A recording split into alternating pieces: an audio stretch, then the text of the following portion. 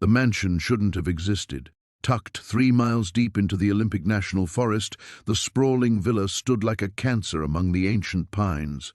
Park Ranger Jake Martinez had patrolled these trails for 2 years, but he'd never seen this place before. The Spanish colonial architecture was wrong for Washington state, the manicured gardens alien against the wild undergrowth. As Jake approached the front entrance, broken security cameras hung like dead eyes from the eaves. The heavy oak door stood ajar, revealing marble floors stained with something dark. The air reeked of decay and expensive cologne. But Jake Martinez wasn't just any park ranger. 5 years ago, he was DEA agent Rodriguez, the man who'd brought down the Morales cartel in a bloody operation that cost him everything: his partner, his identity, his soul.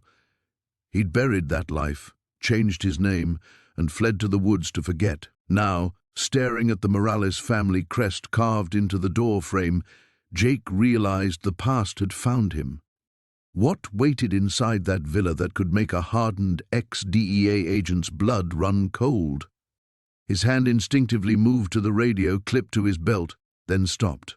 Protocol demanded he call it in, report the structure, wait for backup.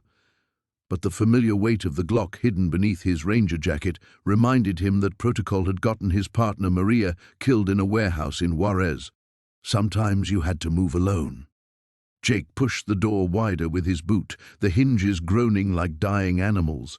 The foyer opened before him, a cathedral of marble and shadows. Dust motes danced in shafts of afternoon light, filtering through grimy windows. A crystal chandelier hung askew, several bulbs shattered, casting fractured rainbows across the stained floor.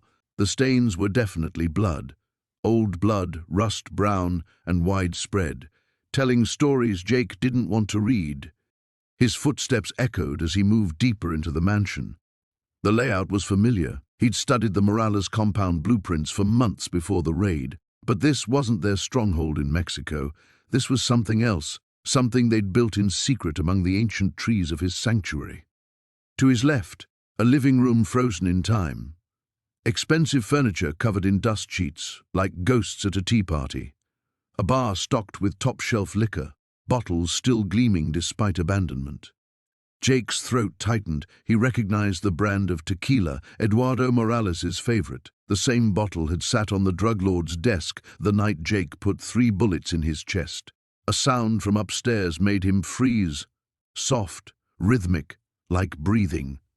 Jake drew his weapon, muscle memory overriding 5 years of peaceful forest patrols. The weight felt foreign and familiar simultaneously, like greeting an old enemy. He'd sworn he'd never hold a gun again after the operation went sideways. After Maria died, screaming his real name while cartel bullets tore through her vest. The stairs curved upward, each step a potential death trap. Jake had learned patience in these woods, learned to read the subtle signs of disturbance. But this place felt wrong in ways that had nothing to do with drug operations. The air grew thicker as he climbed, heavy with more than just decay. Photographs lined the hallway walls, the Morales family in happier times. Eduardo with his children at Christmas, his wife tending roses in their Mexican garden, normal moments from abnormal lives. But something was off about the images. The faces seemed to shift in his peripheral vision, smiles becoming snarls, loving embraces becoming restraints. The breathing sound grew louder. Jake paused at the first bedroom door, noting the expensive hardwood, the gold-plated fixtures. Everything about this place screamed money, the kind of blood money that had funded Eduardo's empire. But why here? Why build this monument to wealth in the middle of nowhere? The door opened silently under his touch. The room beyond stole his breath, not because of what was there, but what wasn't. Despite the dust and abandonment elsewhere, this room was pristine. A child's bedroom, painted soft yellow, filled with toys that looked recently played with. A music box sat open on the dresser, its tiny ballerina frozen mid-spin. This was wrong. All wrong. Eduardo Morales had no children living in the United States. Jake had memorized every detail of the man's life during those months of preparation. His kids were grown, living in Europe under assumed names. The breathing sound came from the closet. Jake's training warred with his instincts. Clear the threat, secure the scene, but something deeper, something that had awakened the moment he saw that family crest, whispered that he was walking into a trap years in the making. He reached for the closet door, remembering Maria's last words. "They know who you are, Rodriguez. They've always known." The handle turned easily, and Jake Martinez, former DEA agent Rodriguez, stepped into a nightmare that would remake his understanding of everything he thought he'd left buried. The mansion's front door stood slightly ajar, its brass handle tarnished green with age and moisture. Jake approached cautiously, his boots crunching softly on scattered leaves that had blown onto the wraparound porch. The smell hit him before he crossed the threshold, not the musty odor of abandonment he'd expected, but something sharper, more chemical. His hand instinctively moved to his radio, though he knew the signal wouldn't reach dispatch from this remote location. He pushed the door open with his shoulder, keeping his hands free. The hinges protested with a low groan that echoed through what appeared to be a grand foyer. Afternoon sunlight filtered through tall windows, illuminating dust motes that danced in the stagnant air. A sweeping staircase dominated the space, its mahogany banister still gleaming despite years of neglect. The chemical smell grew stronger as Jake moved deeper into the house. His training kicked in, shallow breaths through his mouth, eyes scanning for hazards. This wasn't the typical meth lab setup he'd encountered during his ranger patrols. The odor was different, more refined somehow, like a laboratory rather than a backwoods cooking operation. He found the source in what had once been an elegant dining room. Long tables lined the space, their surfaces covered with sophisticated equipment. Beakers, condensers, and heating elements that belonged in a university chemistry department, not hidden in the wilderness. Everything was pristine, organized with military precision. Too organized for an abandoned site. Jake's pulse quickened. Someone had been here recently. Very recently. A sound from upstairs froze him in place, a soft thud, like footsteps on carpet. He reached for his sidearm, grateful he'd insisted on carrying it despite the paperwork headaches. The DEA had trained him well in tactical approaches, and those instincts came flooding back as he moved toward the staircase. The second floor revealed a maze of bedrooms, each one transformed into something unrecognizable from a typical residence. The first room contained row upon row of filing cabinets, their metal surfaces reflecting the dim light from a single window. Jake pulled open a drawer at random and found files filled with photographs, surveillance shots of people in various locations, complete with detailed notes written in a cramped, methodical hand. His blood turned to ice when he recognized one of the faces staring back at him from a black-and-white photo. Detective Maria Santos, his former partner from the Phoenix DEA task force. She was walking out of a courthouse, unaware she was being watched. The date stamp showed the photo was taken 3 years ago, just weeks before the Valdez operation went sideways and destroyed both their careers. With trembling hands, Jake flipped through more files. There was Captain Rodriguez from Internal Affairs, Assistant Director Chen from the DEA's regional office, even his former informant, Tommy Vasquez, whose body had been found in the Sonoran Desert 6 months after Jake's cover was blown. They were all here, documented with the obsessive detail of someone who had been watching, planning, waiting. Jake's radio crackled with static, making him jump. The sound was impossible. He was too deep in the wilderness for any signal. But as he listened, a voice emerged from the white noise, distorted but unmistakably familiar. "Agent Martinez, I've been expecting you." The blood drained from Jake's face. That voice belonged to Dr. Elena Vasquez, Tommy's sister and a brilliant chemist who had worked for the Valdez Cartel. She had vanished during the raid that ended his undercover assignment, and Jake had assumed she was dead. The DEA had certainly written her off as another casualty of the operation. "I know you can hear me," the voice continued through the static. "You always were thorough in your surveillance, Jake. It's a trait I've come to appreciate." He grabbed the radio with shaking hands. "Elena, where are you?" "Look around, Agent Martinez." You're standing in 3 years of preparation, every detail planned, every contingency considered. Did you really think your betrayal of my family would go unanswered? Jake spun around, searching the shadows of the room. The windows offered no escape route. They were on the second floor, and the drop would likely break his legs. He needed to get back to the main staircase, back to his truck. You killed my brother. Elena's voice crackled through the radio. You destroyed everything I cared about, so I decided to return the favor. The sound of footsteps echoed from somewhere below, slow and deliberate.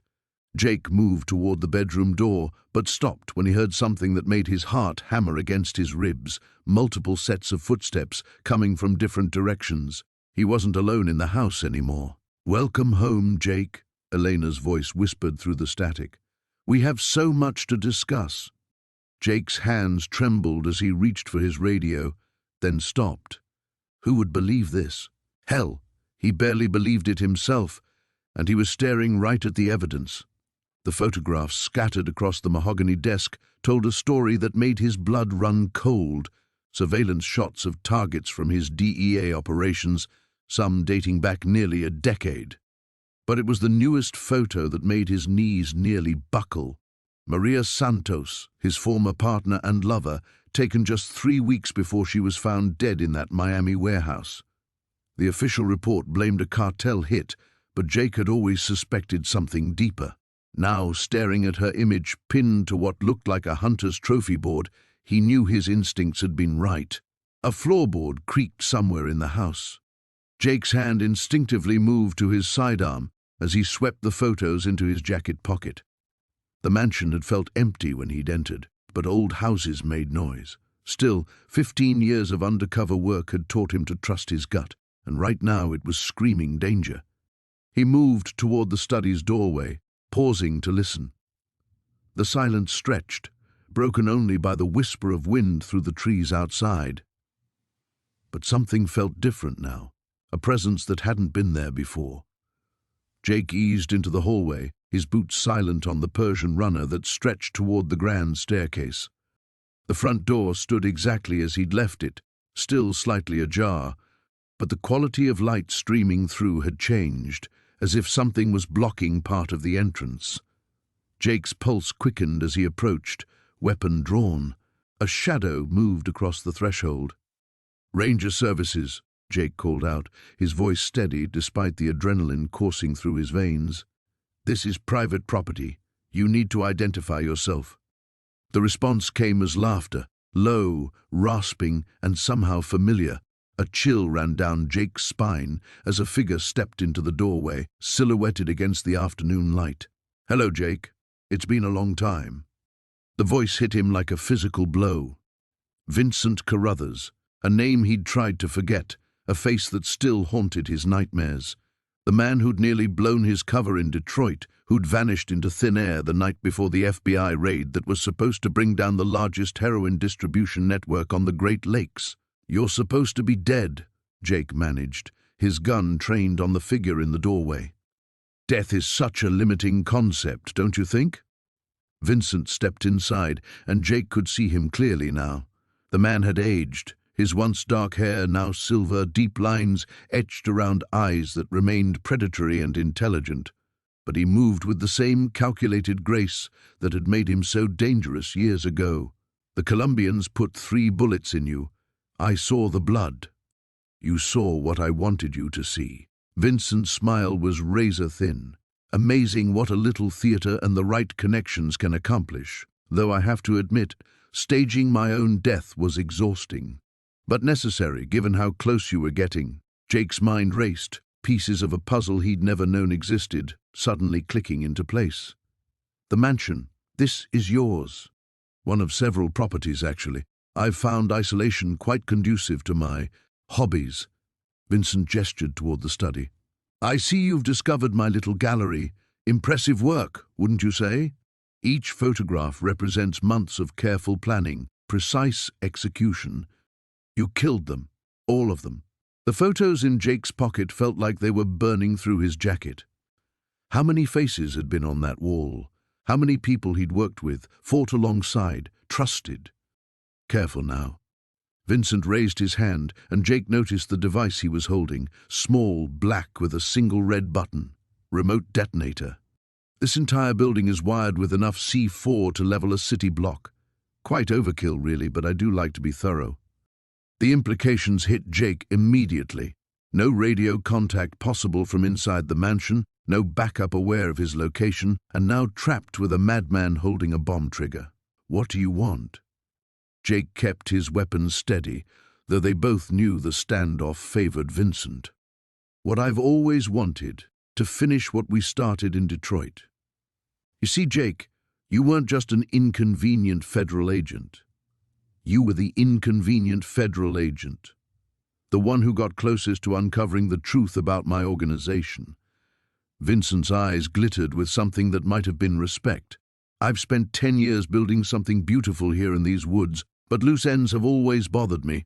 So, you lured me here. The drug lab reports, the suspicious activity, all carefully orchestrated breadcrumbs leading to this moment. Vincent's smile widened. Welcome to your retirement party, Agent Martinez. Jake's hands trembled as he stared at the photograph, the faces of his former team burning into his retinas like acid, the mansion's silence pressed against his eardrums, broken only by the distant drip of water somewhere in the darkness. He forced himself to breathe, to think like the ranger he'd become rather than the agent he'd tried to bury. The photo had been deliberately placed. Someone knew he was here, or knew he would come. He pocketed the photograph and pulled out his tactical flashlight, sweeping it across the room with methodical precision. The beam revealed more details that made his skin crawl. Expensive furniture covered in dust sheets stood like ghosts throughout the space. Crystal decanters sat on a mahogany bar, their contents long evaporated into sticky residue. But it was the walls that made his blood run cold. Dozens of photographs lined the paneled walls, all professionally mounted and framed. Jake approached slowly, his light revealing image after image of people he didn't recognize.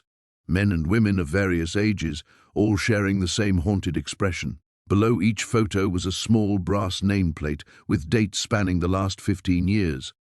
His beam stopped on one face that made his breath catch. Sarah Chen, the DEA analyst who'd provided intel for Operation Blackwater. The date on her nameplate was 3 months after the mission went sideways. Jake remembered reading about her death in the newspapers, apparent suicide in her Seattle apartment. The next photo showed Marcus Webb, their communications specialist. The date matched his reported overdose 6 months later. Jake's light moved frantically now, finding face after face of people connected to their operation, all dead, all within 2 years of Blackwater's collapse. Jesus Christ, he whispered, the words echoing in the empty room. At the far end of the wall hung a larger frame, draped in black cloth. Jake's instincts screamed at him to leave, to run back through the forest and pretend he'd never found this place. Instead, he stepped forward and yanked away the covering. The photograph underneath showed the 5 core members of the Blackwater team, taken during their final briefing. Jake stared at his younger self, standing between Rodriguez and Thompson, all of them looking confident and determined. Someone had drawn red X's through 4 of the faces. Only Jake's remained unmarked. Below the photo, written in elegant script on expensive cardstock, were the words, "Welcome home, Agent Martinez." A floorboard creaked behind him. Jake spun around, his hand instinctively reaching for the service weapon he no longer carried as an undercover agent. The room stretched empty before him, shadows dancing at the edges of his flashlight beam. But the silence felt different now, pregnant with watching eyes. He backed toward the doorway, keeping his light moving across the room. Something wasn't right about the angles, about the way his beam reflected off certain surfaces. As he reached the threshold, he realized what had been bothering him. The room was too small. Jake stepped back into the hallway and counted his paces along the exterior wall, then returned to measure the interior space. The room was at least 10 feet shorter on the inside. There was a hidden space behind the photograph wall. His ranger training kicked in as he examined the wall panels, looking for irregularities in the wood grain or gaps in the molding. Near the corner where the last photograph hung, he found it, a section of panel that didn't quite align with the others. When he pressed against it, the wood gave slightly with a soft click. The panel swung inward on hidden hinges, releasing a wave of stale air that reeked of chemicals and decay. Jake's flashlight beam penetrated the darkness beyond, revealing a narrow corridor lined with concrete walls. The floor was stained with dark patches that looked disturbingly organic. Every instinct told him to call for backup, to radio this in to his supervisor. But his radio had been dead since he'd entered the valley, and besides, how could he explain what he'd found without revealing who he really was? The Jake Martinez on his ranger identification had no connection to DEA operations or dead agents. That man existed only in carefully forged documents and buried memories. He stepped into the corridor, his footsteps echoing off the concrete walls. The passage extended about 20 feet before opening into another room. As he approached the threshold, a new smell hit him, not just decay, but something clinical. Formaldehyde, bleach, the antiseptic stench of a laboratory. The room beyond defied everything Jake thought he knew about abandoned buildings. Banks of computers hummed along one wall, their screens casting an eerie blue glow. Stainless steel tables occupied the center of the space, equipped with restraints and drainage systems that made Jake's stomach turn. Along the far wall stood a series of glass containers filled with murky liquid, each one connected to a complex network of tubes and monitoring equipment. This wasn't just a hideout, it was an active operation, running in complete isolation in the middle of the wilderness, and someone had been waiting a very long time for Jake Martinez to find it.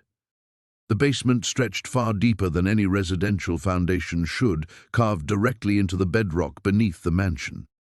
Jake's flashlight beams swept across smooth stone walls that bore no resemblance to typical construction. These weren't foundation walls, they were tunnels. His radio crackled with static as he descended the narrow staircase, the signal growing weaker with each step. The air grew noticeably colder, carrying that same metallic scent he'd noticed upstairs, now mixed with something else, something organic and wrong. The stairs ended at a junction of 3 tunnels. Jake paused, listening to the oppressive silence. No wind, no forest sounds, just the steady drip of water somewhere in the darkness ahead. He chose the left passage, noting the smooth bore of the walls. This wasn't amateur work. Someone had invested serious money in excavating this network. 20 yards in, his light caught something that made him freeze. Scratches in the stone wall, roughly carved letters spelling out words in what looked like Spanish. No puedo salir. I can't leave. Jake's throat tightened. He'd seen desperate messages before, usually in drug houses where addicts were held against their will. But this felt different. The scratches were deep, carved with fingernails or broken stone, and they were far from fresh. Moss had begun growing in the grooves. He photographed the message and continued deeper. More scratches appeared on the walls, dates, names, pleas for help in multiple languages. Some were so old they'd been worn smooth by moisture and time. Jake's unease transformed into something approaching dread. The tunnel opened into a circular chamber, and Jake's flashlight illuminated something that stopped him cold. Metal rings were embedded in the walls at regular intervals, connected to chains that hung loose. The floor was stained dark in places, and Jake didn't need forensic training to recognize what those stains might be, but it was the far wall that made his blood freeze. Photographs, dozens of them, pinned to a corkboard that ran the length of the chamber. Jake approached slowly, his light revealing face after face, men, women, teenagers. Some smiling in what looked like school photos or family portraits, others clearly taken without the subject's knowledge. And there, in the bottom corner, was a face he recognized. Marcus Chen, his old partner from the DEA. The photo showed Marcus in civilian clothes, apparently unaware he was being photographed. Jake's hands shook as he studied the image. It had been taken recently. Marcus looked older than when Jake had last seen him 3 years ago. Jake pulled out his phone to photograph the board, but his hands were trembling too badly to get a clear shot. He forced himself to breathe slowly, trying to process what he was seeing. This wasn't a drug operation. This was something else entirely. A sound echoed from somewhere deeper in the tunnel system, a rhythmic scraping, like something being dragged across stone. Jake killed his flashlight immediately, plunging the chamber into absolute darkness. He pressed himself against the wall, trying to control his breathing. The scraping grew closer, accompanied by labored breathing. Someone was moving through the tunnels, and they were struggling with something heavy. Jake reached for his radio but remembered the dead signal. His service weapon felt inadequate against whatever was approaching.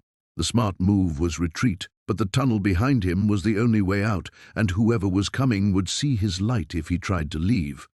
The sounds stopped just outside the chamber. Jake held his breath, straining to hear. Silence stretched for long seconds, then footsteps began again, slow, deliberate, moving away down a different passage. Jake waited another 10 minutes before risking his flashlight. The chamber was empty, but now he noticed something he'd missed before. Fresh drag marks on the floor, leading from the tunnel entrance to a dark opening he hadn't seen earlier, and beside them, wet spots that hadn't been there before. He needed to get out. Whatever was happening in this place, he was out of his depth. But as he turned to leave, his light caught one more photograph on the board. This one was different, a surveillance photo of Jake himself, taken sometime in the last few days. He was in his ranger uniform, standing beside his patrol vehicle. Someone knew he'd been snouting around the area, someone who collected photographs of people and kept them in this underground chamber of horrors. Jake grabbed the photo and stuffed it in his pocket, then quickly snapped pictures of Marcus and several others on the board. His radio crackled suddenly with a burst of static, making him jump. For just a moment he thought he heard a voice, distant and distorted. The scraping sound returned, closer now, and Jake realized his flashlight had probably been visible from the tunnels. Whoever was down here knew exactly where he was. He ran for the stairs, no longer caring about stealth.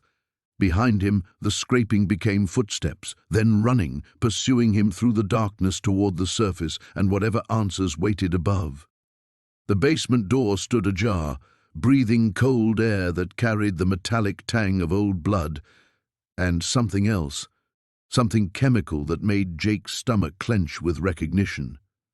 He'd smelled that particular cocktail before, in warehouse raids and abandoned labs where lives had been reduced to profit margins and body counts. His flashlight beam cut through the darkness as he descended wooden steps that groaned under his weight. Each footfall echoed in the space below, and he paused halfway down, listening for any sound that might indicate he wasn't alone. Only silence answered back, thick and oppressive. The basement opened into a sprawling room that defied the mansion's elegant facade. Medical equipment lined the walls, 4 stands, monitors, machines whose purpose Jake couldn't immediately identify. Steel tables occupied the center of the space, their surfaces stained dark despite obvious attempts at cleaning. Overhead, fluorescent lights hummed when he found the switch, bathing everything in harsh white illumination that made the scene even more grotesque. This wasn't a drug lab. This was something far worse. Jake moved carefully through the room, his training screaming at him to document everything, to preserve the crime scene. But his hands shook as he raised his phone to take pictures, because recognition was creeping in like ice water through his veins. He knew this setup. Not personally, but from briefings, from intelligence reports that had crossed his desk during his final months with the DEA. Operation Lazarus, a human trafficking ring that specialized in organ harvesting, moving product through a network that spanned from Mexico to the Canadian border. The investigation had been shut down abruptly, classified beyond his clearance level, but not before Jake had seen enough photographs to haunt his dreams. A filing cabinet in the corner drew his attention. The drawers were unlocked, most of them empty, but buried in the back of the bottom drawer, he found a single folder. His blood turned to Arctic sludge when he opened it and saw his own face staring back from a surveillance photograph. The picture was recent, taken within the last year, showing him in his ranger uniform outside the visitor center. Someone had been watching him, documenting his movements, his routines. Below the photo, a typed report detailed his background. Former DEA agent, specialized in deep cover operations, relocated to Oregon under witness protection after testifying against the Mendoza Cartel. But it was the handwritten note clipped to the front that made his knees buckle. Asset compromised. Relocation necessary.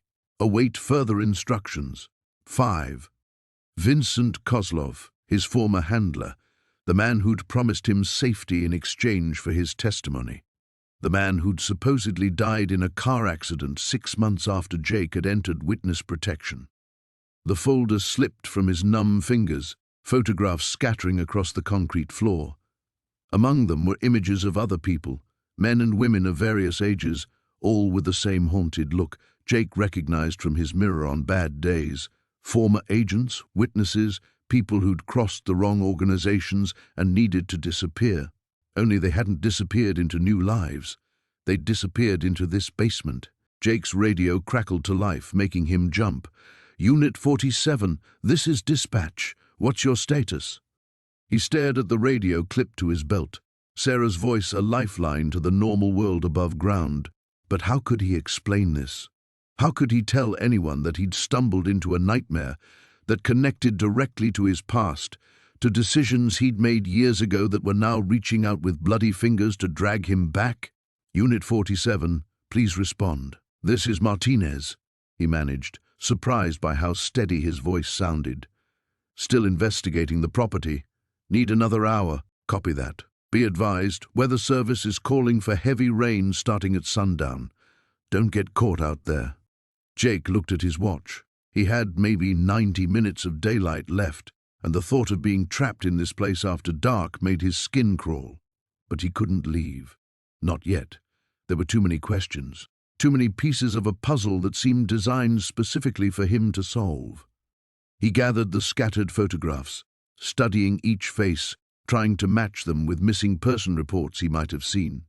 Some looked familiar in the vague way that suggested he'd encountered them in files or briefings, but others were complete strangers.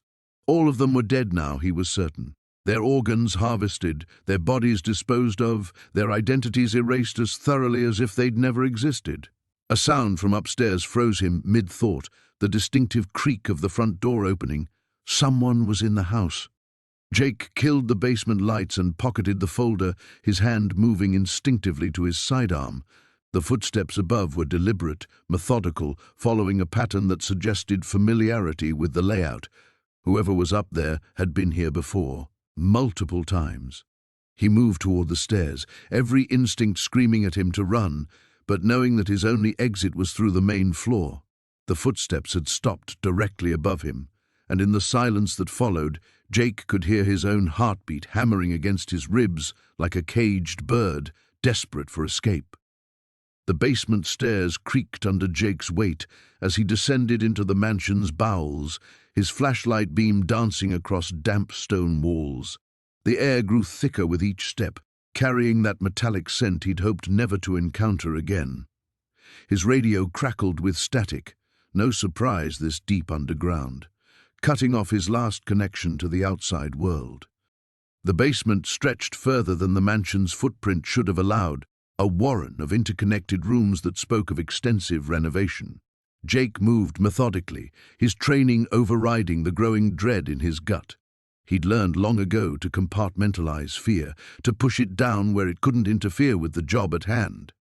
The first room contained industrial equipment, generators, water filtration systems, and what appeared to be a sophisticated ventilation network, too sophisticated for a simple drug operation. Jake photographed everything with his phone, though he doubted the images would upload until he returned to the surface. A steel door marked the entrance to the next chamber. Jake tested the handle, surprised when it turned easily. The hinges moved silently, well maintained despite the mansion's apparent abandonment. His flashlight swept across the room beyond, and his blood turned to ice water. Medical equipment lined the walls, gurneys, 4 stands, monitoring devices that looked disturbingly modern. But it was the restraints that made his stomach lurch, heavy leather straps bolted to the examination tables, stained dark with substances he didn't want to identify. Jake forced himself to move closer, documenting everything while his mind raced to process what he was seeing. A chart hung from one gurney, filled with handwritten notes in clinical script. Jake's Spanish served him well enough to catch fragments, dosage amounts, reaction times, recovery periods. The dates were recent, some within the last month. Whatever had happened here, it wasn't ancient history. The adjoining room held filing cabinets, their metal drawers partially open as if someone had left in a hurry. Jake pulled out random files, his flashlight illuminating manila folders stuffed with photographs and medical records. The photos made his throat close up, subjects in various states of consciousness, their faces twisted in expressions he'd seen before in the worst corners of his DEA career. But these weren't the usual victims of cartel violence. These people looked like him, Latino features, ages ranging from teens to middle-aged adults. Each file contained detailed biographical information, immigration status, family connections, employment history. Someone had been very selective about their targets. Jake's hands trembled as he flipped through more files. A pattern emerged that made his blood pressure spike. Every subject had some connection to law enforcement or border security, informants, potential witnesses, family members of agents. The killer had been systematically targeting people who might threaten operations along the smuggling corridors Jake knew intimately from his undercover days. A sound from above made him freeze. Footsteps, deliberate and measured, crossing the mansion's main floor. Jake killed his flashlight and slipped the files under his jacket, his service weapon appearing in his hand without conscious thought. The basement had felt like a tomb moments before, but now it felt like a trap. The footsteps paused directly overhead, then moved toward what Jake estimated was the kitchen. He used the brief respite to orient himself, remembering the basement's layout from his descent. There had to be another exit. Places like this always had escape routes.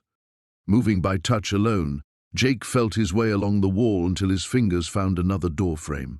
This one opened onto a narrow corridor that sloped upward, probably leading to an exterior entrance. The footsteps above resumed their patient circuit, and Jake realized whoever was up there was conducting their own search. The corridor ended at a heavy wooden door secured with a simple deadbolt. Jake turned it slowly, wincing at the slight scraping sound. Cold night air hit his face as the door opened onto a concrete well hidden behind overgrown rhododendrons. He pulled himself up and out, emerging 50 yards from the mansion's rear wall. His radio crackled back to life as he cleared the interference of the underground chambers. Jake keyed the mic, keeping his voice barely above a whisper as he called for backup. The response came immediately. Units were 20 minutes out, but they'd expedite. Jake circled the mansion at a safe distance, watching for signs of the intruder. Light flickered in the upper windows now, someone moving through the rooms with purpose. As he watched, the light disappeared, and Jake caught a glimpse of a figure silhouetted briefly against a second-story window before melting back into darkness. The smart move would be to wait for backup, to establish a perimeter and approach with overwhelming force. But the files under his jacket burned against his ribs, their implications too dire to ignore. Whoever was in that mansion might be the key to stopping a killing spree that had been going on for months, possibly years. Jake checked his weapon and started moving back toward the mansion's front entrance. Some doors, once opened, demanded to be walked through regardless of what waited on the other side. The basement stretched deeper than Jake had imagined possible, carved directly into the bedrock beneath the mansion. Emergency lighting cast sickly shadows across concrete walls that seemed to pulse with moisture.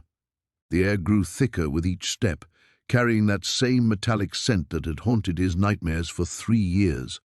His flashlight beam swept across laboratory equipment that looked disturbingly familiar. Centrifuges, chemical hoods, glass distillation apparatus. But this wasn't for manufacturing drugs. The setup was too clinical, too precise. Too much like the facility he'd helped the DEA raid in Bogotá, where they'd found things that violated every international treaty on human experimentation. A soft whimpering echoed from somewhere ahead. Jake's blood turned to ice. He'd heard that sound before, in a warehouse outside Medellin, where Alejandro Vega had been conducting his research. The same research that had cost Agent Sarah Chen her life and left Jake with scars that went far deeper than the ones marking his torso. He moved forward on instinct, his service weapon drawn despite knowing it might be useless against whatever waited in the darkness.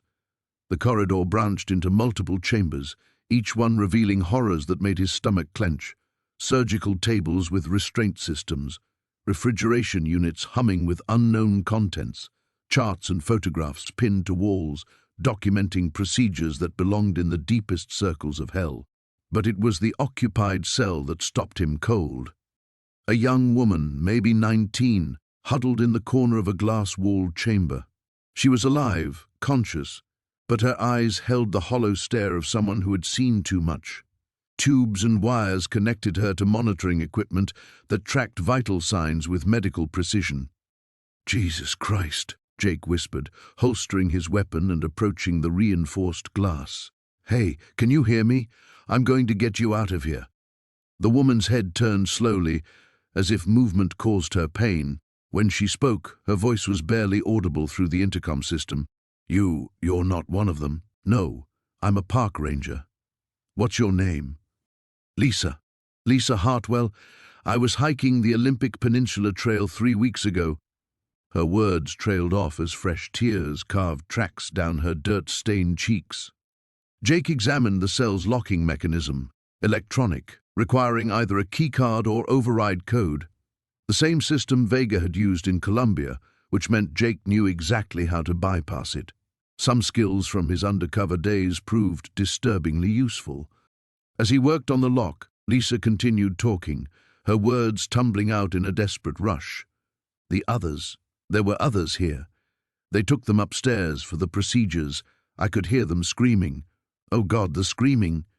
The lock disengaged with a soft click.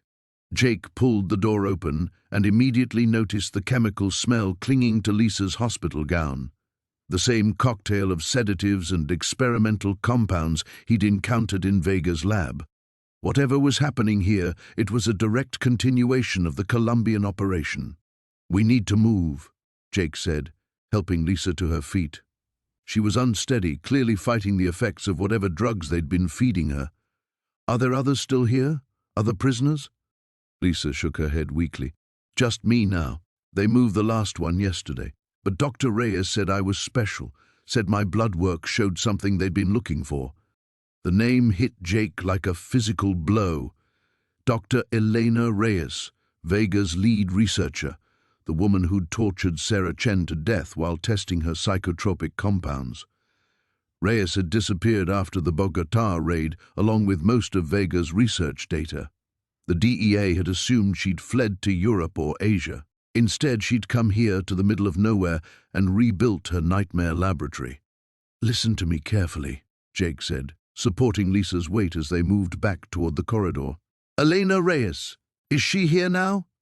"She left this morning. Said she'd be back tomorrow with new subjects." Lisa's grip tightened on his arm. "You have to stop her. What she's doing, it's not human. The things I've seen her create." They reached the main corridor when Jake heard it, the distant sound of a vehicle approaching the mansion. His radio crackled to life, Tom's voice cutting through the static. "Jake, we've got multiple vehicles heading up the access road. Looks like your friends are coming home early." Jake's mind raced through options, all of them bad. They were trapped in a basement laboratory with one barely mobile victim, while Reyes and her team returned to a facility that probably contained enough evidence to expose an international human trafficking and experimentation ring. The same ring that had killed Sarah Chen, the same ring that Jake now realized he was meant to find. As footsteps echoed from the floors above and Lisa clung to his arm like a lifeline, Jake understood with crystalline clarity that this wasn't a coincidence. Somehow, Elena Reyes had drawn him here deliberately. The question was why. The basement stretched endlessly into darkness, its stone walls weeping with moisture that had accumulated over decades. Jake's flashlight beam cut through the stale air, revealing a corridor lined with heavy wooden doors, each bearing a brass nameplate tarnished with age. His heart hammered against his ribs as he read the names, some familiar, others foreign, all victims of something far more elaborate than he'd initially comprehended. The first door creaked open at his touch, revealing a small chamber furnished like a Victorian parlour. Dust motes danced in his flashlight beam, illuminating an ornate chair positioned before a mahogany writing desk.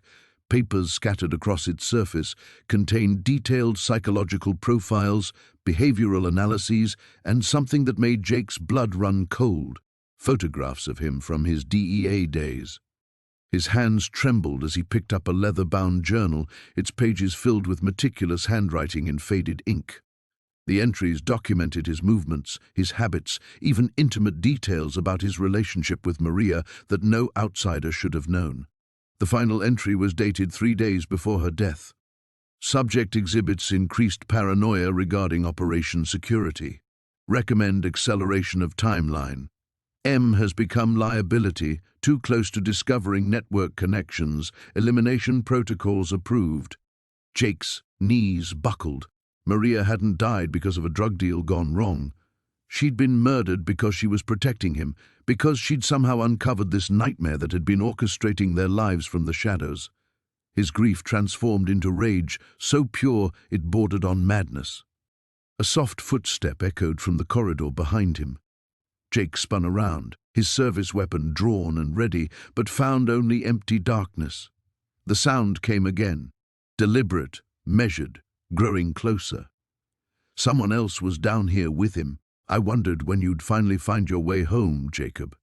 The voice emerged from the shadows like smoke, cultured and calm. Dr. Harrison stepped into the flashlight's circle of illumination, no longer the bumbling academic Jake had encountered upstairs. His posture was different now, commanding, predatory. Behind wire-rimmed glasses, his eyes held the cold intelligence of a chess master who'd been playing a game for decades. You orchestrated everything, Jake said, his gun trained on Harrison's chest. Maria's death, bringing me here, all of it. Orchestrated is such a crude term. I prefer to think of it as cultivation. Harrison clasped his hands behind his back, seemingly unconcerned about the weapon pointed at him. You were always my most promising subject, Jacob. Your psychological profile indicated such beautiful potential for transformation. I'm not your subject. I'm a federal agent. Harrison's laugh was soft, almost paternal. You're a broken man whose life I've been carefully crafting since you were 23 years old.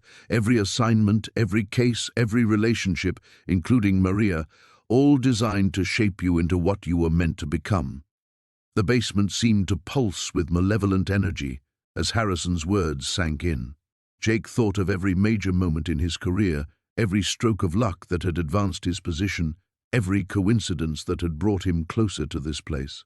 The randomness he'd attributed to fate had been manipulation all along. The other agents who disappeared, Jake said, his voice barely above a whisper. They were like me, weren't they? Projects. Some successful, others less so. Creating the perfect instrument of justice requires numerous iterations. Trial and error, you might say. Harrison gestured toward the other doors lining the corridor. But you, Jacob, you're different. You survived everything I threw at you. The trauma, the loss, the isolation. It all forged you into exactly what I needed. And what's that? Someone willing to cross any line, break any law, sacrifice anything to achieve what they believe is right. Someone who's already killed for justice and will do so again. Harrison's smile was genuinely warm, which made it infinitely more terrifying. Someone who will help me expand this work beyond these walls. Jake's finger tightened on the trigger, but Harrison continued speaking as if discussing the weather. Maria's death wasn't just elimination of a liability, Jacob. It was your final examination. I needed to see if you'd follow the evidence here despite your emotional attachment to her memory. I needed to know if you'd choose truth over comfort. And here you are. You're insane. I'm evolutionary. Society is sick, Jacob. Criminals escape justice, corruption flourishes, and good people suffer while the guilty prosper.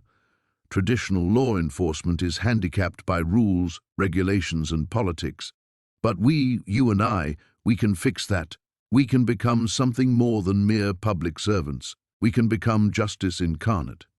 The flashlight flickered, casting dancing shadows on the stone walls. In that brief moment of darkness, Jake heard movement, multiple footsteps converging on their location. When the light steadied, he saw figures emerging from the shadows, men and women in tactical gear, their faces hidden behind masks, all of them moving with the disciplined precision of elite operators. Meet your new family, Jacob. Former agents like yourself, all of them graduates of my program, all of them ready to change the world. The basement stretched deeper than Jake had imagined possible, carved from the living rock beneath the mansion. Emergency lighting flickered along the walls, casting dancing shadows that made his skin crawl. Each step echoed in the narrow corridor, and he forced himself to breathe slowly, quietly, despite his racing heart. The smell grew stronger as he descended. Not just death, but something clinical, antiseptic, like a hospital morgue mixed with a chemistry lab. His hand tightened on his service weapon as he reached the bottom of the stairs, where the corridor branched in 3 directions. To his left, a heavy steel door stood slightly ajar, pale light seeping through the crack. To his right, darkness stretched into what looked like natural cave formations. Straight ahead, the corridor continued deeper into the mountain, lined with more steel doors. Jake chose the left door first, pushing it open with his shoulder while keeping his gun raised. The room beyond made his blood freeze. Medical equipment lined the walls, 4 stands, monitors, surgical tables. But this wasn't any ordinary medical facility. Restraint systems were built into every surface. The surgical tables had leather straps darkened with old stains. Charts covered one wall, documenting procedures that made his stomach turn. Human experimentation, drug trials, pain tolerance studies. At the center of it all sat a desk with neat stacks of files. Jake approached cautiously, holstering his weapon to flip through the documents. Names, dates, detailed notes written in precise handwriting. Test subjects numbered instead of named. Progress reports on something called Project Lazarus. His blood turned to ice when he saw a familiar name in the files. Maria Gonzalez, the informant who died during his last undercover operation 3 years ago. The woman whose death had driven him from the DEA to this remote ranger station, seeking escape from the guilt that ate at him daily. But according to these files, Maria hadn't died from an overdose like he'd been told. She'd been brought here, subjected to experiments, tortured for weeks, before finally succumbing. Jake's hands shook as he read further. The operation wasn't about drugs, it was about people, specifically people connected to DEA operations, informants, agents, anyone who'd gotten too close to something bigger than he'd ever imagined. A soft sound behind him made him spin around, weapon drawn. Dr. Henley stood in the doorway, no longer the mild-mannered researcher Jake had met upstairs. His eyes held a cold intelligence that made Jake's skin crawl. "Agent Martinez," Henley said calmly, "though I suppose it's Ranger Martinez now, isn't it? Running away from your past won't change what you've done." "You son of a bitch," Jake snarled, finger tightening on the trigger. "You killed Maria." "Maria killed herself the moment she agreed to work with the DEA," Henley replied, stepping into the room with his hands visible but relaxed. "Just like all the others. You people think you're fighting some noble war against drugs, but you have no idea what you're really dealing with." "What are you talking about?" Henley gestured to the files scattered across the desk. "Project Lazarus. Named rather aptly, don't you think? We've been studying the human capacity for survival under extreme stress. Pain tolerance, psychological breaking points, how long someone can maintain loyalty under duress." Jake felt sick. "You're talking about torture." "I'm talking about national security," Henley corrected. "The people brought here weren't random victims. They were carefully selected individuals who'd been exposed to classified information through DEA operations. information that certain parties couldn't allow to become public. What information? Jake demanded, though part of him already suspected the answer would destroy what remained of his faith in the system he'd served. The DEA hasn't been fighting the war on drugs, Agent Martinez. In many cases, they've been facilitating it, protecting certain supply lines while shutting down others. Your agency has been compromised at the highest levels for decades. The words hit Jake like physical blows. He thought about the operations that had gone wrong, the informants who'd disappeared, the drug shipments that somehow slipped through despite solid intelligence. Maria found out, didn't she? He asked quietly. Maria stumbled across financial records showing DEA payments to cartel operators. She was going to expose everything. Henley's expression remained coldly neutral, so she had to be neutralized. And you were the one who did it. I was the one who studied her, who documented her final weeks for the benefit of future operations. Every scream, every plea, every moment when she thought rescue might come. Henley smiled, and Jake saw genuine madness behind the clinical facade. She called your name quite often toward the end. Jake's vision blurred with rage. His finger moved toward the trigger, but Henley raised a hand. I wouldn't do that if I were you, the doctor said softly. You see, you're not here by accident. Your transfer to this region, your assignment to patrol this particular section of wilderness, it was all carefully arranged. You're not a rescuer, Agent Martinez. The terrible truth hit him as footsteps echoed in the corridor behind him. You're the next test subject. The basement's fluorescent lights hummed overhead as Jake stood frozen before the wall of photographs, his breathing shallow and rapid. Each image was a window into a nightmare he'd tried to bury, faces of victims from Operation Nightfall staring back at him with lifeless eyes. But it was the photograph in the center that made his blood run cold. A picture of himself from 15 years ago, standing next to Marcus Webb outside a DEA safe house in Portland. Someone had been watching him for a very long time. You look surprised, Agent Martinez. Jake spun around, his hand instinctively reaching for his service weapon. A figure emerged from the shadows near the staircase, tall, gaunt, with silver hair and eyes like chips of ice. The man wore an expensive suit despite the basement setting, and his smile held no warmth. Who the hell are you? Jake's voice was steady despite the adrenaline coursing through his veins. Dr. Edmund Blackwood, though I suspect you know that name already. The man stepped closer, his footsteps echoing in the concrete chamber. We've never met formally, but I've been following your career with great interest. Jake's mind raced. Blackwood. He'd heard that name during the Nightfall debriefs, whispered in connection with the experimental drugs they'd found. A ghost figure, never confirmed, never caught. You're supposed to be dead, Jake said. Blackwood laughed, a sound like grinding glass. Death is such a limiting concept, don't you think? I prefer to think of my disappearance as a strategic withdrawal. It gave me time to perfect my work, to understand the true potential of what your DEA friends so rudely interrupted. The drugs we found in Portland, that was yours? Merely a prototype. Crude, really, but effective enough to demonstrate the possibilities. Blackwood gestured to the photographs on the wall. Each of these subjects contributed to my research. Their sacrifices weren't in vain. Jake felt sick. The victims from Operation Nightfall hadn't just been collateral damage. They'd been test subjects. You're insane. I'm a visionary. Do you know what I've accomplished here, Agent Martinez? I've found a way to chemically manipulate memory, to extract experiences and transfer them between subjects. Imagine the applications: enhanced interrogation, therapeutic intervention, the complete reformation of criminal behavior. You mean torture, brainwashing? Such pedestrian terminology. Blackwood's eyes gleamed. I've spent years perfecting the process, using the wilderness as my laboratory. The missing hikers, the unexplained disappearances, each one helped me refine the formula, and now I have the perfect test subject.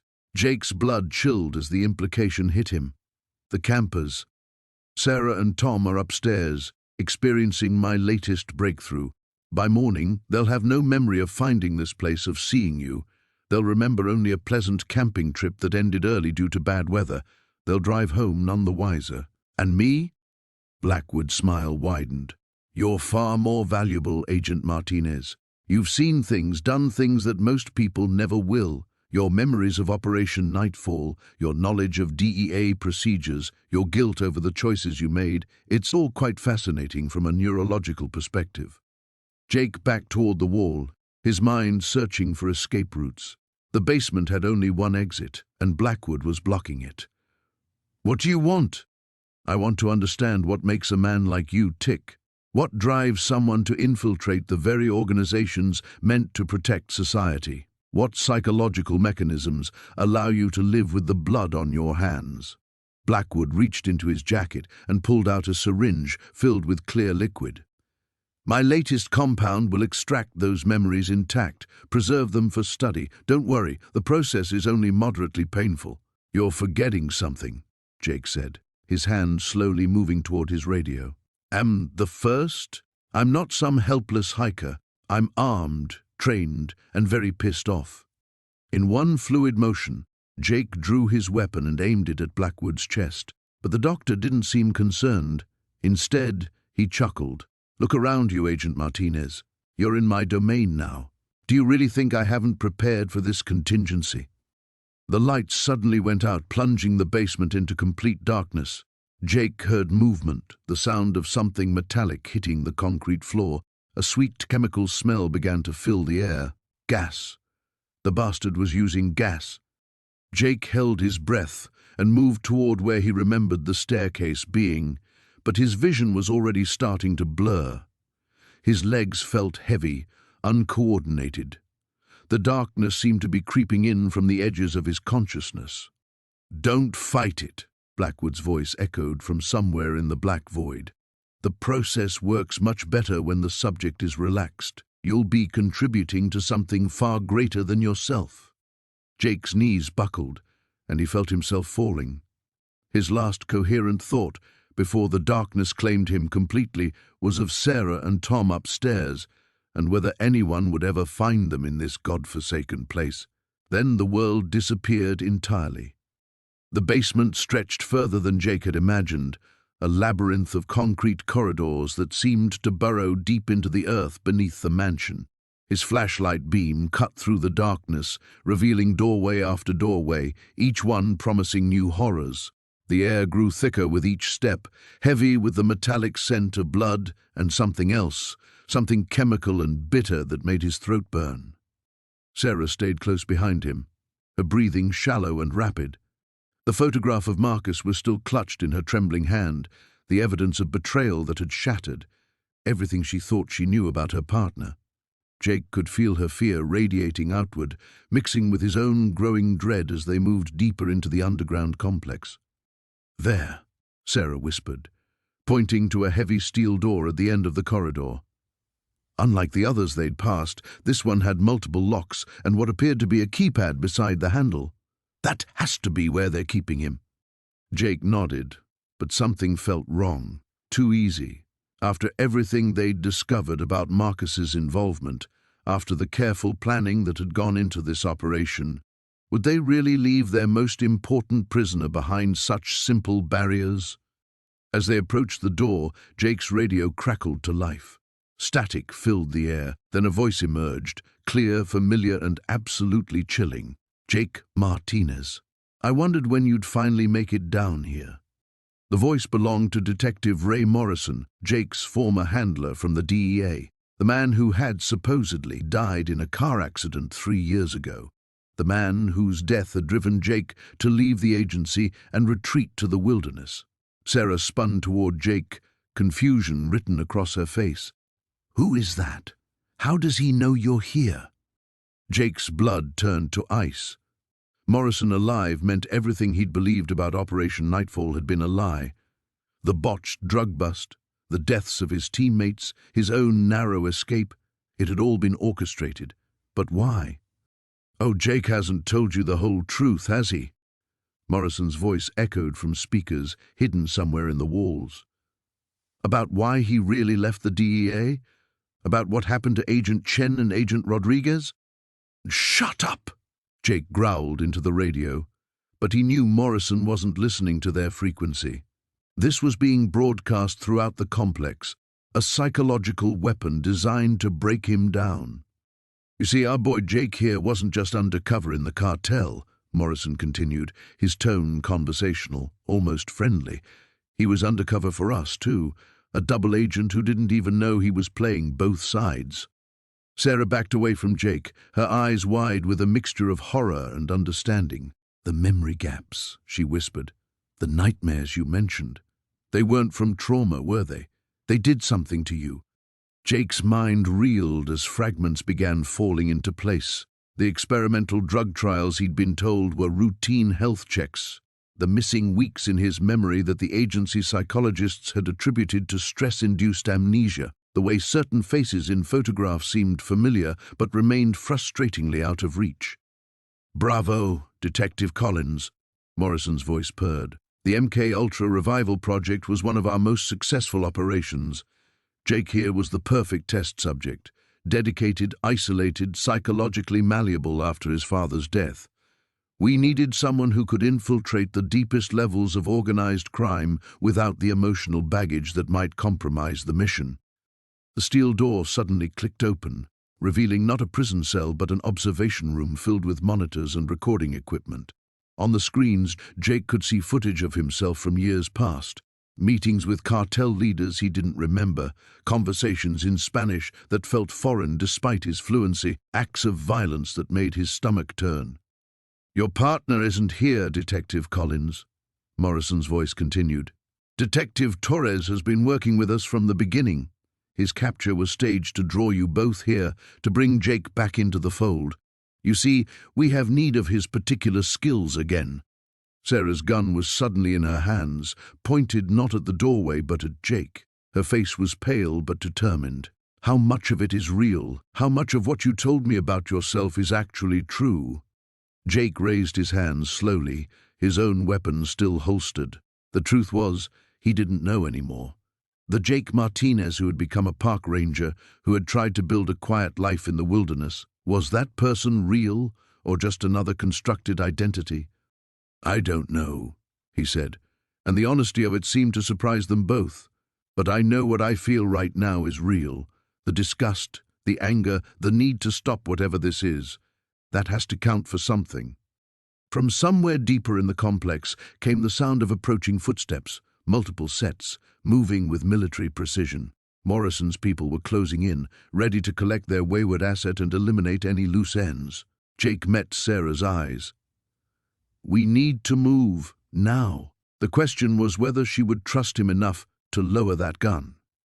The basement stretched further than Jake had imagined, a labyrinth of interconnected chambers that seemed to burrow endlessly into the earth beneath the mansion. Each room held its own particular horror, surgical tables stained with decades-old blood, walls lined with photographs of victims, and metal cabinets filled with carefully labeled specimens that made his stomach churn. But it was the final room that stopped him cold. The space was larger than the others, with concrete walls painted sterile white. Along one side stood a row of industrial freezers, their ancient compressors humming with mechanical persistence. Jake approached them with mounting dread, his flashlight beam dancing across the frost-covered surfaces. The first freezer contained what appeared to be organs suspended in cloudy preservation fluid. The second held an array of surgical tools, their chrome surfaces gleaming despite the decades. But it was the third freezer that made Jake's blood run cold. Inside, wrapped in yellowed plastic sheeting, were human remains. Not whole bodies, but parts, carefully sectioned and preserved with scientific precision. Each package bore a handwritten label with dates spanning nearly 20 years. Jake stumbled backward, his mind reeling. This wasn't just a killing ground, it was a collection. Someone had been hunting people in these woods for decades, treating them like specimens for some twisted experiment. A metallic clank echoed from somewhere above him. Jake froze, straining to listen. The sound came again, deliberate footsteps on the mansion's main floor. Someone else was in the house. He quickly shut the freezer and moved toward the basement stairs, his service weapon drawn. The old wooden steps creaked under his weight despite his efforts to move silently. Through the basement door, he could hear movement in what sounded like the main hallway. Jake paused at the top of the stairs, his heart hammering against his ribs. The footsteps had stopped, but he could sense a presence nearby.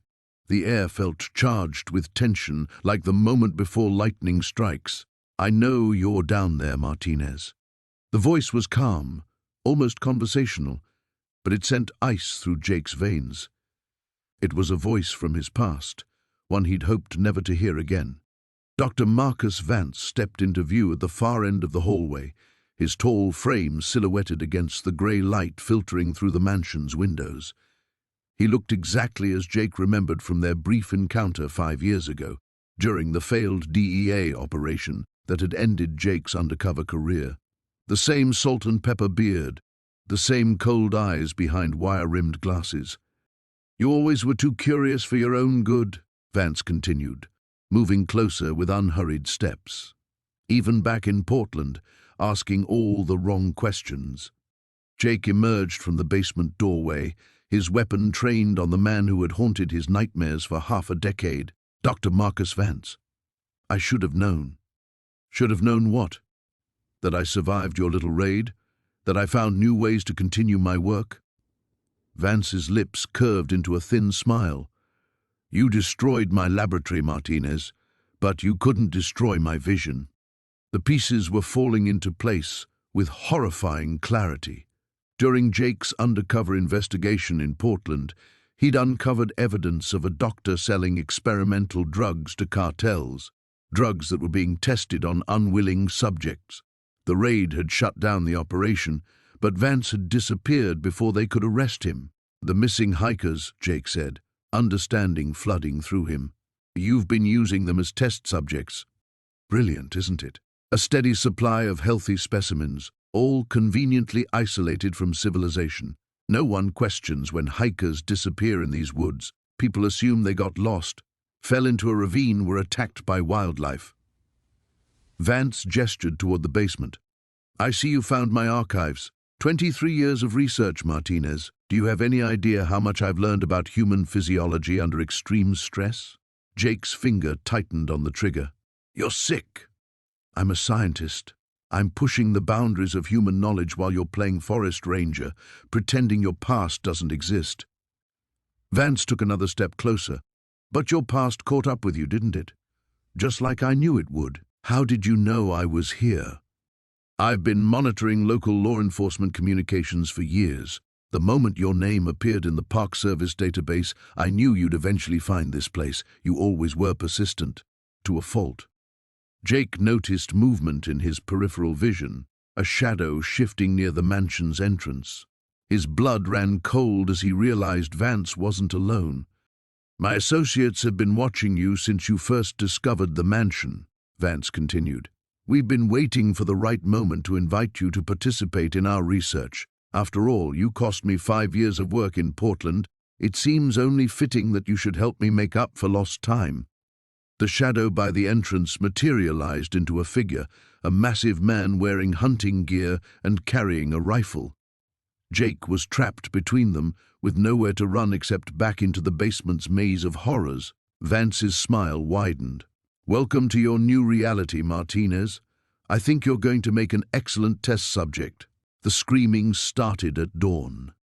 Jake jolted awake on the mansion's cold marble floor, his body aching from another restless night. The sound echoed through the corridors like a wounded animal, high-pitched and desperate. But it wasn't an animal. It was human, and it was coming from below. He grabbed his flashlight and the Glock he'd retrieved from his vehicle, moving swiftly toward the hidden basement entrance he'd discovered the night before. The mechanism still responded to his touch, the wall panel sliding open with a mechanical whisper that seemed obscenely quiet compared to the anguish emanating from the depths. The screaming had stopped by the time he reached the bottom of the steel stairs, replaced by a rhythmic sobbing that made his skin crawl. Emergency lighting flickered along the corridor, casting everything in a sickly green glow.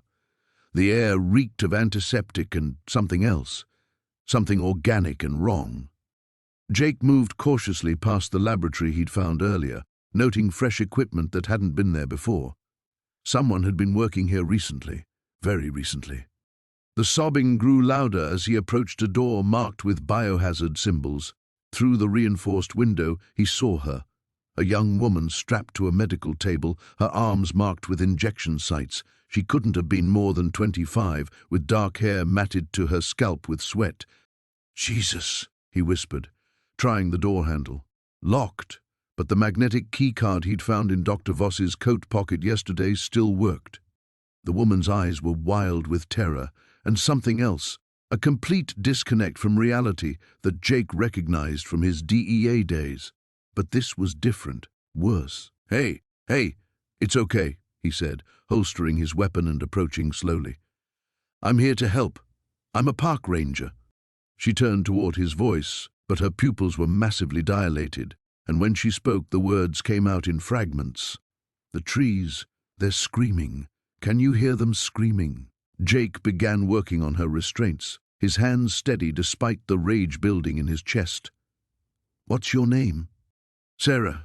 I think they keep asking me about Sarah, but I don't." She convulsed suddenly, her back arching off the table. Foam appeared at the corners of her mouth. "Shit!" Jake finished releasing the straps and caught her as she thrashed. The convulsions lasted nearly a minute, leaving her limp and barely conscious in his arms. On the medical cart beside the table, he found a chart with her real name. Emily Vasquez, age 23, reported missing from Seattle 6 weeks ago. The sound of footsteps on the metal stairs made him freeze, multiple people moving with purpose. Jake looked around desperately, spotting an emergency exit sign at the far end of the lab space. He lifted Emily, surprised by how light she was, and moved quickly toward the exit. Behind them, voices echoed down the corridor. Professional, clinical discussions about the test subject and Phase 3 trials. Jake recognized Dr. Voss's accent among them. The emergency exit led to a service tunnel that sloped upward, eventually opening into the forest behind the mansion. Jake emerged into morning sunlight, Emily still unconscious in his arms. His radio crackled to life, dispatch trying to reach him for his daily check-in. He couldn't risk using it. Not yet. Not until he understood the full scope of what was happening here. Moving through the dense undergrowth, Jake carried Emily toward his hidden vehicle, his mind racing. The woman needed immediate medical attention, but taking her to the nearest hospital would mean questions he couldn't answer without revealing his investigation. Worse, it might alert whoever was behind this operation. Emily stirred as he reached the ranger station access road, her eyes focusing with difficulty. "The others," she whispered urgently. "There are others down there, in the cold rooms. How many others?" "I don't know. Sometimes I hear them crying, but the medicine makes everything fuzzy." She gripped his arm with surprising strength. "You have to get them out, please." Jake helped her into the passenger seat of his truck, wrapping her in an emergency blanket from his kit. The injection sites on her arms were infected, and her breathing was shallow. Whatever they'd been doing to her, it was slowly killing her. As he drove toward town, Emily drifted in and out of consciousness, occasionally muttering about experiments and doctors with foreign accents. Each revelation confirmed Jake's worst fears about what he'd stumbled into. His phone buzzed with a text from an unknown number. "We have what you're looking for. Come alone to the old logging road at sunset or more people disappear." Jake glanced at Emily, who was now sleeping fitfully beside him. They knew he'd taken her, which meant they were watching him, had probably been watching him since he first discovered the mansion.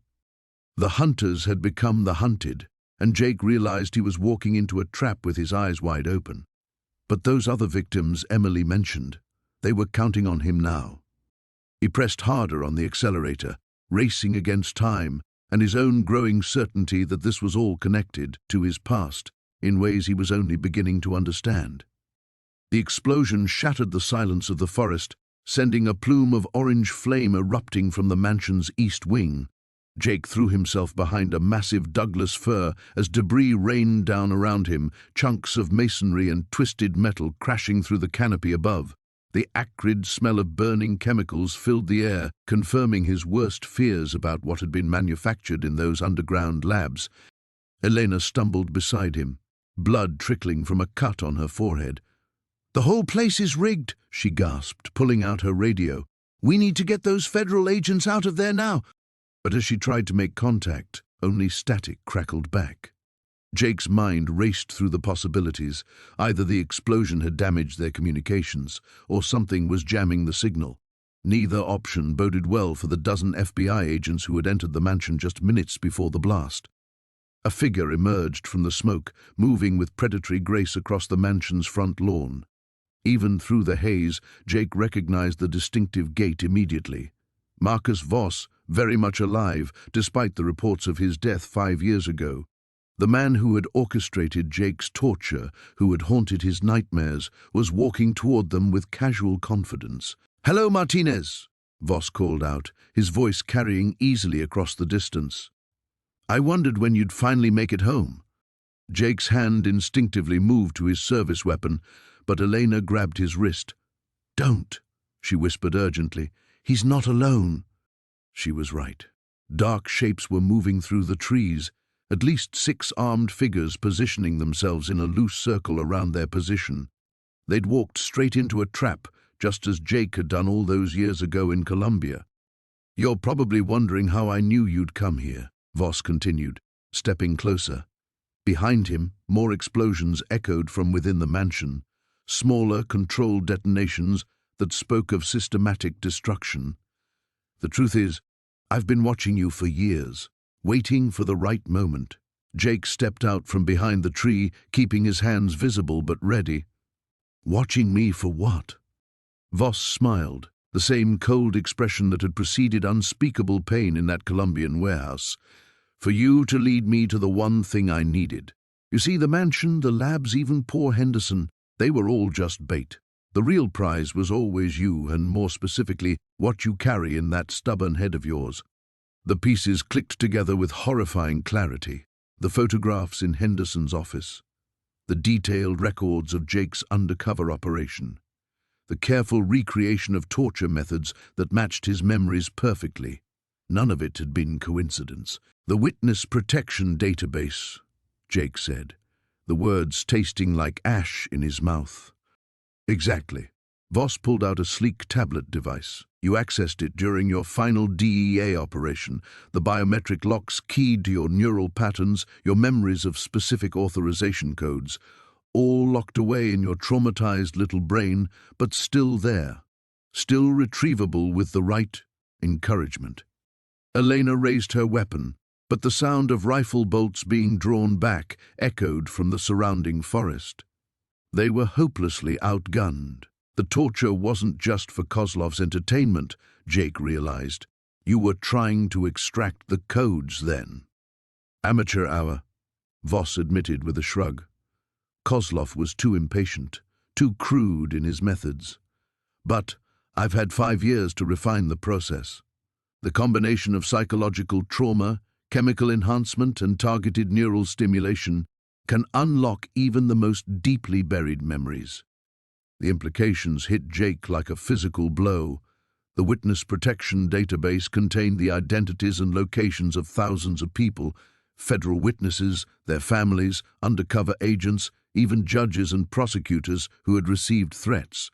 In the wrong hands, it would be a death sentence for countless innocent people. "Of course, I needed you to come willingly," Voss continued. "Hence the elaborate charade with the mansion and poor Henderson. Though I must admit his research into trauma-based memory extraction proved quite useful for my purposes." Another explosion rocked the mansion, and Jake caught a glimpse of figures rappelling from helicopters in the distance. But whether they were reinforcements or more of Voss's people, he couldn't tell. Elena's radio suddenly crackled to life. All units, we have multiple explosions and potential chemical hazard. Evacuating the structure immediately." Voss noticed the radio transmission, and his expression hardened. "It seems our time for conversation is ending," He gestured to his hidden gunman. "Mr. Martinez, you're going to come with me quietly, or Agent Chen dies. Then we'll see just how much your memory has retained." Jake looked at Elena, seeing his own desperation reflected in her eyes. Behind Voss, the mansion continued to burn, taking with it any evidence of the horrors that had been planned within its walls. But the real nightmare was just beginning. The forest around them seemed to hold its breath, waiting for his decision. The basement door slammed shut behind them with a finality that made Jake's blood run cold. The electronic lock engaged with a series of mechanical clicks, sealing them in the concrete tomb. Sarah pressed herself against the steel door, frantically working the handle, but it wouldn't budge. "Jake, the keypad's gone dark," she whispered, panic creeping into her voice. "We're trapped." The fluorescent lights flickered overhead, casting erratic shadows across the walls lined with surveillance monitors. Jake moved quickly to the main console, his fingers flying across the keyboard as he tried to access the mansion's security system. The screens showed feeds from throughout the property, empty corridors, the abandoned kitchen, the ritual chamber upstairs where they'd found the photographs. There, Sarah pointed to one of the monitors. Movement in the main hallway. Jake's stomach dropped as he watched a figure emerge from the shadows. Even through the grainy black and white footage, he recognized the deliberate, predatory gait. Marcus Vega moved through the mansion like he owned it, checking rooms methodically, hunting. "How did he find us?" Sarah asked. But Jake already knew the answer. He pulled out his phone, remembering the call he'd made to his former handler. The same handler who'd insisted Jake was being paranoid about the Crimson Circle's reach within law enforcement. "I led him right to us," Jake muttered, the bitter taste of betrayal filling his mouth. "Someone in the DEA is working with them. Has been all along." On the monitor, Vega paused outside what looked like a study, tilting his head as if listening for something. Then he smiled, that same cold expression Jake remembered from their last encounter 5 years ago, right before everything went to hell. Sarah was already examining the basement's concrete walls, looking for another exit. There has to be another way out. These old mansions always have multiple escape routes. Jake joined her search, running his hands along the wall behind a bank of servers. His fingers found a slight depression in the concrete, and when he pressed it, a section of the wall shifted inward with a grinding sound. "Service tunnel," he said, peering into the darkness beyond. "Probably connects to the old mining operations in these hills." They squeezed through the narrow opening just as the lights in the basement went out. Emergency lighting kicked in, bathing everything in an ominous red glow. Jake could hear the basement door opening above them, followed by heavy footsteps on the stairs. The tunnel was cramped and musty, carved roughly through solid rock. They moved as quickly as they could in the near darkness, Jake leading with his phone's flashlight. Behind them they could hear Vega's voice echoing through the basement, calm and patient. "You can't run forever, Martinez. I know these tunnels better than you do." The passage branched ahead, splitting into 3 different directions. Jake hesitated, trying to remember the layout of the surrounding forest. Sarah grabbed his arm, pointing to the leftmost tunnel. "Air current," she whispered. "That one leads outside." They took the left passage, moving faster now despite the uneven floor. Jake's mind raced as they navigated the tunnel system. The Crimson Circle had been using this mansion for decades, perfecting their operation, infiltrating law enforcement at every level. How many missing persons cases had been buried? How many investigations had been derailed from within? The tunnel began to slope upward, and Jake could smell fresh pine air ahead. They emerged through a concealed entrance behind a cluster of boulders, about half a mile from the mansion. The forest was dark, except for the faint glow of lights from the building in the distance. "My truck's another quarter-mile that way," Jake said, pointing through the trees. "If we can reach it." A twig snapped in the darkness nearby. Jake spun around, drawing his weapon, but saw only shadows between the trees. Then Sarah screamed. Marcus Vega stepped out from behind a massive Douglas fir, his arm wrapped around Sarah's throat, a knife pressed to her neck. He must have known about the tunnel exit, must have circled around while they were underground. "Drop the gun, Jake." Vega's voice was conversational, almost friendly. "Let's finish this properly." Jake kept his weapon trained on Vega, but the angle was impossible. Any shot risked hitting Sarah. "The Circle wants you to come home," Vega continued. "Your little investigation ends here. You've seen too much, but they're willing to forgive past transgressions if you rejoin the family." "Like hell," Jake growled. Vega shrugged. "Then we do this the hard way." He pressed the knife deeper, and a thin line of blood appeared on Sarah's neck. "You have 10 seconds to decide. Drop the gun and come with me, or watch her die. Again." The word "again" hit Jake like a physical blow. Images flashed through his mind. Another woman, another knife 5 years ago. The choice that had haunted him ever since. This time, he wouldn't make the same mistake. The explosion's echo faded into the darkness, leaving only the crackle of flames and the distant sound of sirens approaching through the forest.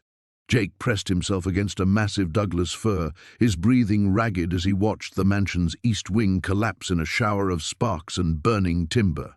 The acrid smoke stung his eyes, but he couldn't look away from the inferno that had become Marcus Blackwood's monument to horror. Sarah's hand found his shoulder, her touch grounding him in the present moment. "We need to move," she whispered urgently. "The authorities will want answers we can't give them yet." Jake nodded, though part of him wanted to stay and watch every last beam burn to ash. 23 years of nightmares, 23 years of wondering what had happened to Elena Vasquez during those final moments in that basement laboratory.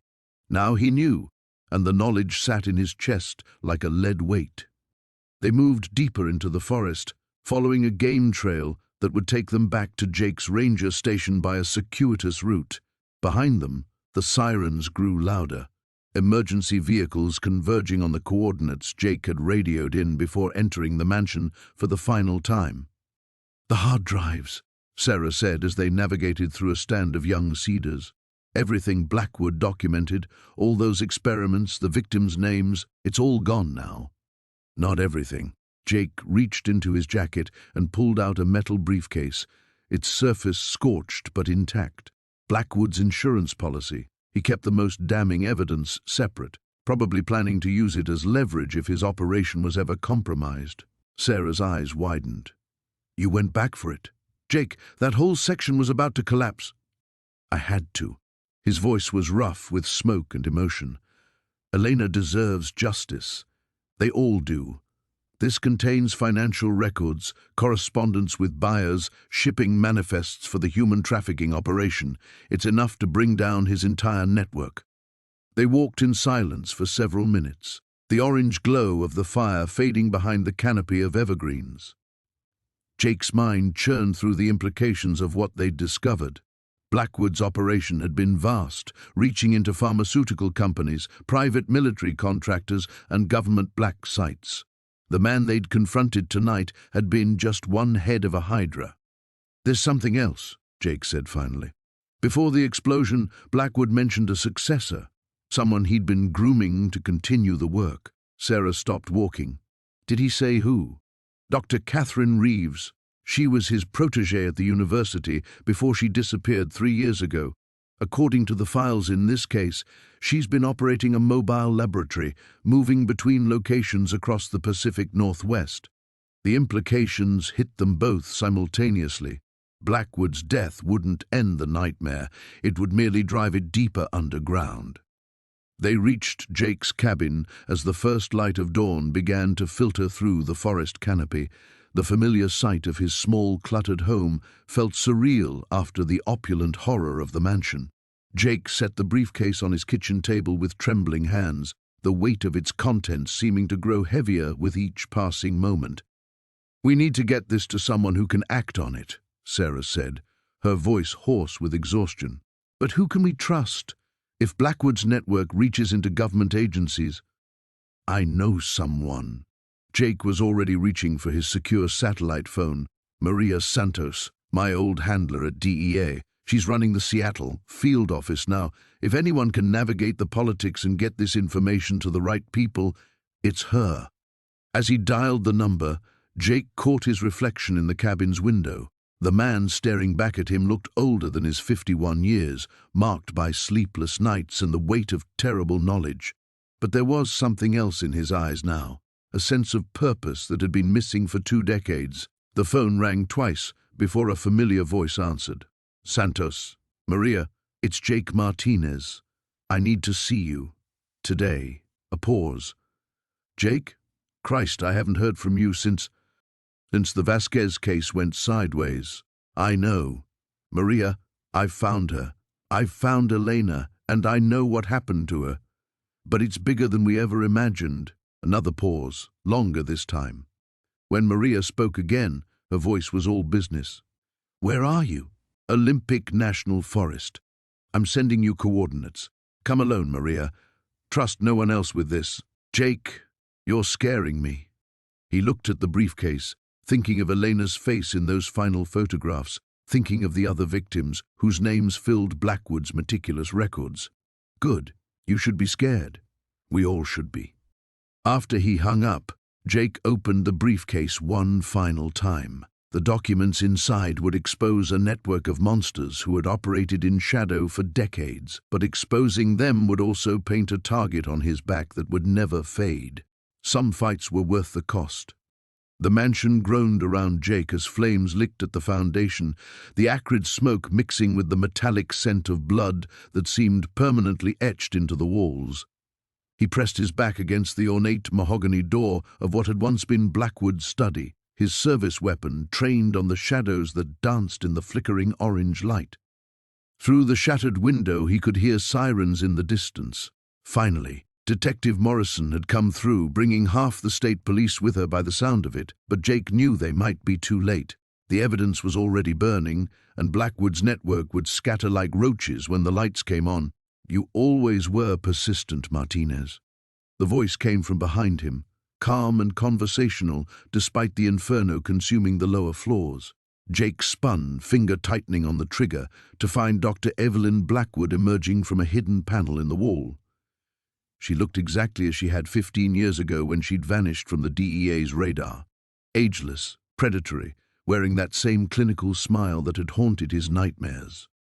"I wondered when you'd find your way back to me," she continued, adjusting her pristine white coat as if they were meeting for tea rather than standing in a burning house of horrors. "Though I must admit I expected you sooner. The breadcrumbs I left were hardly subtle." Jake's hands trembled, not from fear but from rage. "The missing hikers, the experiments. You've been using this place as your personal laboratory for 15 years. Longer than that, actually." Her smile widened, revealing teeth that seemed too sharp in the firelight. "This mansion has served my research beautifully, so isolated, so forgotten. Perfect for subjects who won't be missed, like Tommy Chen." The name hung between them like a blade. Blackwood's expression shifted slightly, a flicker of something that might have been satisfaction crossing her features. "Ah, yes, your former partner. Such a promising subject. His psychological profile was fascinating. Guilt, trauma, addiction. The perfect cocktail for my work on pain threshold manipulation and memory extraction." She tilted her head, studying Jake with clinical interest. "I assume you found his recordings?" Jake's vision blurred red. The tapes he'd discovered in the basement had shown Tommy's final weeks in excruciating detail. The experiments, the torture, the gradual breakdown of a good man who'd been trying to expose a conspiracy too big for him to handle alone. Tommy hadn't overdosed after their undercover operation went wrong. He'd been murdered slowly and methodically, all in the name of Blackwood's twisted research. "You destroyed him piece by piece," Jake whispered. "I studied him," she corrected. Every scream, every break in his psyche, every moment his body tried to shut down to escape the pain. The data was invaluable. His sacrifice advanced our understanding of human endurance by decades. The floor beneath them shuddered as support beams cracked in the heat below. Orange light crept up the walls, and Jake could feel the temperature rising. They had minutes before this room became a crematorium. "The DEA wanted my research buried," Blackwood continued, seemingly unconcerned by their deteriorating situation. but certain interested parties helped me disappear instead. Private contractors, off-the-books government programs, there's always a market for enhanced interrogation techniques. You're finished, Jake said, though his voice lacked conviction. Even if Blackwood died here tonight, her network would survive.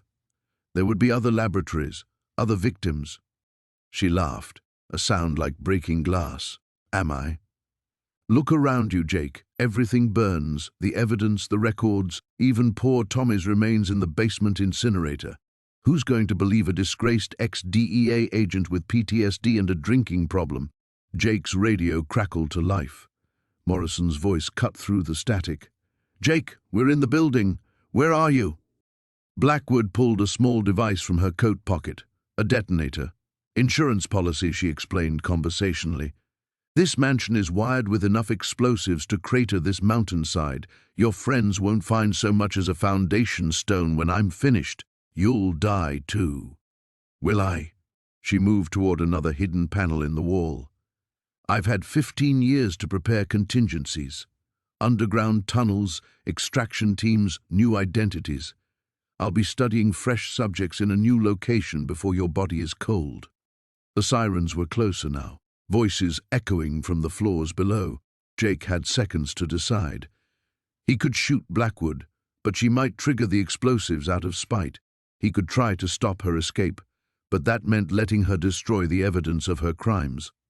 Then he remembered Tommy's final recording, the one where his partner had looked directly into the camera with eyes full of pain and whispered, "Don't let her win, Jake. Whatever it takes." Jake made his choice. As Blackwood reached for the hidden door, he lunged forward, tackling her to the ground. The detonator skittered across the burning floor as they fought, her nails raking across his face as she fought with surprising strength. "You can't stop what's already begun," she hissed. But Jake was done listening.